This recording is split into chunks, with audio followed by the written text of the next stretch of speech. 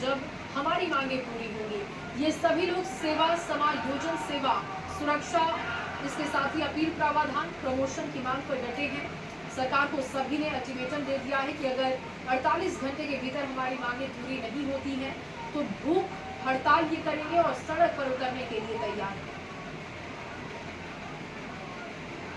से बाहर data operator 7वें दिन भी हड़ताल पर है और गर्दनीबाग में लगातार महा आंदोलन जारी है। यानी बड़ी संख्या में देख सकते हैं कि जो महिला कर्मी है या पुरुष जो कर्मी है, तमाम लोग हाथों में बैनर पोस्टर लेकर गर्दनीबाग में प्रोटेस्ट करते नजर आ रहे हैं।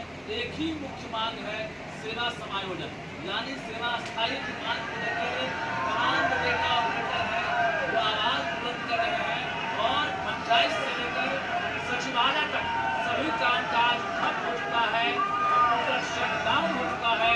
क्योंकि राज्य भर में चाहे आरटीपीएस काम हो, बीडीओ कार्यालय में काम हो या पंचायत भवन में जो काम हो, तमाम जगहों पर जो काम करने का जो जिम्मा मिला है यही डाटा ऑपरेटर है जो लगातार संभालते हैं। लेकिन अब एक तरह से मानसून सत्र चल रहा है, दूसरी तरफ गर्दनीबाग में इन लोगों का प्रोटेस्ट जारी है। देखिए, हम लोगों का सीधा डिमांड है कि जहाँ जो पद पर जो लोग कार्यरत है वही उस कार्यालय में, विभाग में उनको जो है समायोजन कर दिया जाए।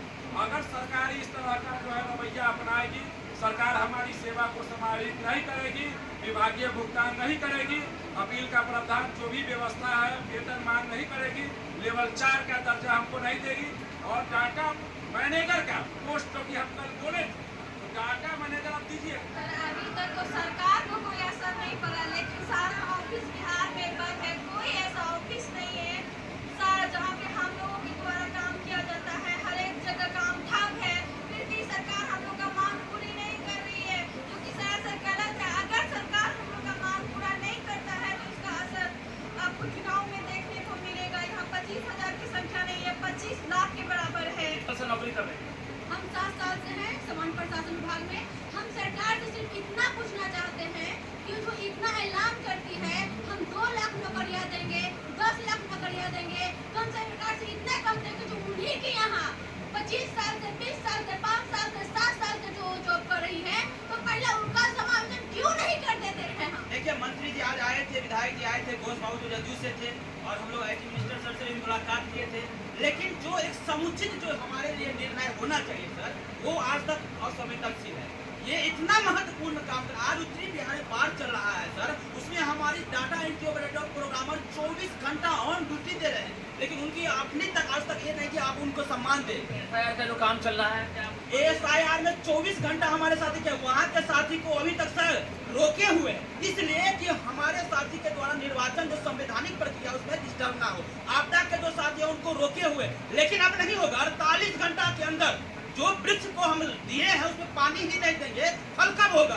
48 घंटे का सरकार को अल्टीमेटम दिया गया है। और बता दें आपको कि मानसून सत्र चल रहा है और बिहार के मुख्यमंत्री खुद मानसून सत्र में भाग ले रहे हैं और लगातार जो सरकारी कर्मी हैं उनके लिए तोहफे की घोषणा भी की जा रही है, क्योंकि चुनावी साल है। ऐसे में सभी जो डेटा एंट्री ऑपरेटर हैं यहाँ गर्दनीबाग में हड़ताल कर रहे हैं और इसी उम्मीद के साथ हड़ताल पर हैं कि अगले 48 घंटे के भीतर राज्य सरकार इनकी सुधि लेगी और जो मांगे हैं वो भी पूरी होगी। कैमरामैन मनीष के साथ रजनीश कुमार, न्यूज़ 18 पटना। चलिए इस रिपोर्ट के साथ उस बुलेटिन